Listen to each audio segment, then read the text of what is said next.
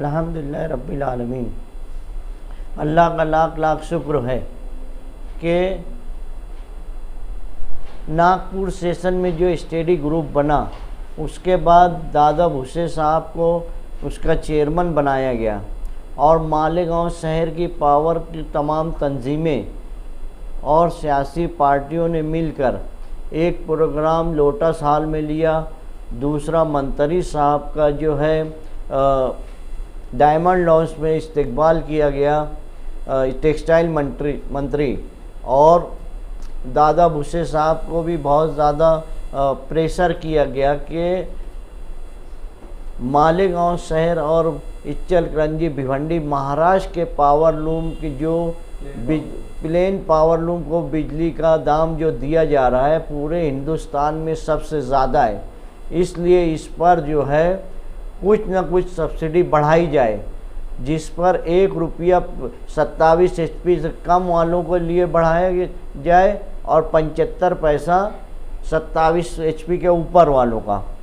तो अल्हम्दुलिल्लाह अल्लाह का लाख लाख शुक्र है कि आज कैबिनेट में वो विषय लिया गया, उस विषय पर बहस हुई, उस विषय को पास किया गया। अभी मोतबर जराए से मालूम पड़ा है और शाम तक इंशाअल्लाह ये रिपोर्ट आ जाएगी। हम चीफ मिनिस्टर साहब, टेक्सटाइल मिनिस्टर दादा भूसे, मुफ्ती मोहम्मद इस्माइल कासमी साहब और स्टडी ग्रुप के जो मेम्बरान हैं उन सब को, इचलकरंजी के प्रकाश आवारे साहब, इन सब का शुक्रिया अदा करते हैं कि बुनकरों के लिए जो तकलीफ़ थी उसको अपने अपने तौर से प्रेशर करके उसको मनवाया। मैं पूरे बुनकरों की तरफ से मालेगांव शहर की 12 तंजीमों की तरफ से उनका एक दफ़ा और शुक्रिया अदा करता हूं और उम्मीद करता हूं कि और मुतालबात हमने जो रखे थे उस पर भी सरकार गौर खर्च करेगी और हमारे जो सनत है उसकी बका के लिए ये सरकार हमारा काम करेंगे। नुमाइंदे ने, मालेगांव शहर के नुमाइंदे ने, दोनों मंत्री भी और मुफ्ती मोहम्मद इस्माइल कासमी साहब भी हमारे साथ जिन जिन मीटिंगों में इसके लिए गए उनका भी ख़ास तौर से हम शुक्रिया अदा करते हैं। गुज़िश्ता 75 साल से प्लेन पावर लूम के ताल्लुक़ से महाराष्ट्र गवर्नमेंट ने आज तक कोई कमेटी बनाने के बाद उसका कोई रिज़ल्ट आज तक नहीं आया। अल्हम्दुलिल्लाह नागपुर सेशन में जो कमेटी बनी स्टडी ग्रुप के नाम से, उसका पहला रिज़ल्ट आज की कैबिनेट की बैठक में महाराष्ट्र गवर्नमेंट ने टेक्सटाइल मिनिस्टर के विषय को मंजूरी दी। जो पहला विषय उन्होंने रखा था कि सबसे पहले मालेगांव के अंदर नहीं सिर्फ महाराष्ट्र के अंदर प्लेन पावर लूम सबसे ज़्यादा हैं। हमने एडवोकेट मोमिन मुजीब के ज़रिए 3 तारीख की मीटिंग में, गुज़िश्ता 3 तारीख की मीटिंग में दीगर स्टेट जहां प्लेन पावर लूम ज़्यादा तादाद में है उसकी तमाम टेक्सटाइल पॉलिसी और बिजली के रेट के ताल्लुक से हमने पूरी स्टडी करके उसका रिपोर्ट पन्ना पूरा दाखिल किया था, स्टडी ग्रुप को दिया था। तकाबली जायज़े में सबसे ज़्यादा महंगी बिजली महाराष्ट्र में ये उठकर सामने आई। गवर्नमेंट ऑफ महाराष्ट्र ने, टेक्सटाइल डिपार्टमेंट ने इस बात को महसूस किया कि ये सेक्टर जो है बहुत ही पिछड़ा हुआ है प्लेन पावर लूम का, तो क्यों ना उन्हें 1 रुपया मज़ीद सब्सिडी बढ़ाकर दी जाए। और गुज़िश्ता बॉडी के अंदर जो अजीत दादा पावर फिनांस मिनिस्टर थे, 75 पैसा 27 HP के ऊपर वालों का पहले से मंजूर था, अमल बजावनी नहीं हो रही थी।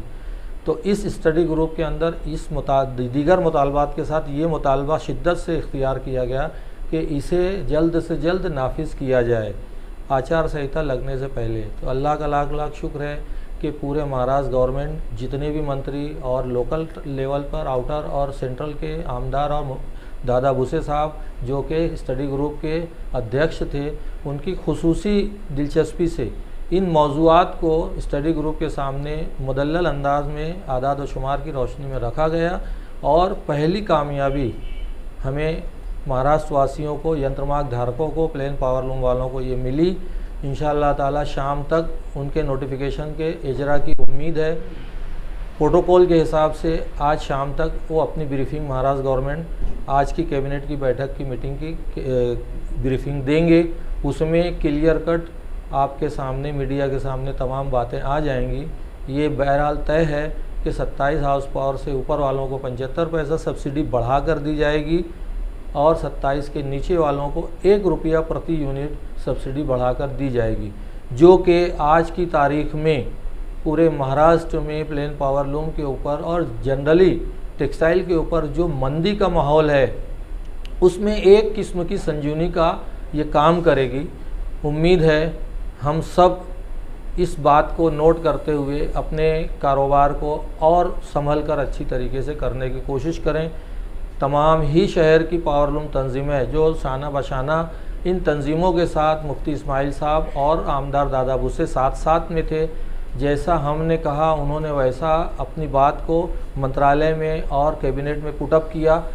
तमाम तंजीमों की तरफ से और अहले मालेगांव की तरफ से हम तमाम ही लोग उन तमाम लोगों का शुक्रिया अदा करते हैं कि उन्होंने इस जायज़ मुतालबे को मंजूरी दी। अल्लाह ताला दीगर मुतालबात को जल्द से जल्द अमल बजावनी करने की तौफीक अता फरमाए। कैबिनेट में मंजूरी तो आ गई है, जीआर कब तक आएगा इसको लेकर?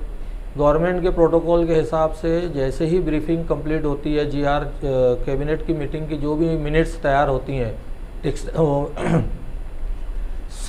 स्टेट गवर्नमेंट के चीफ सेक्रेटरी वो जो है मुतल्लिका डिपार्टमेंट को सेक्रेटरीज़ को ये ऑर्डर फॉलो करते हैं कि ऐसे ऐसे डिसीजन हुए हैं। चूँकि ये माली मामला है तो कैबिनेट की जो डिसीज़न हुआ है उसको फिनांस मिनिस्टर की तरफ जाएगा। फिनांस मिनिस्टर उसका प्रोविज़न करके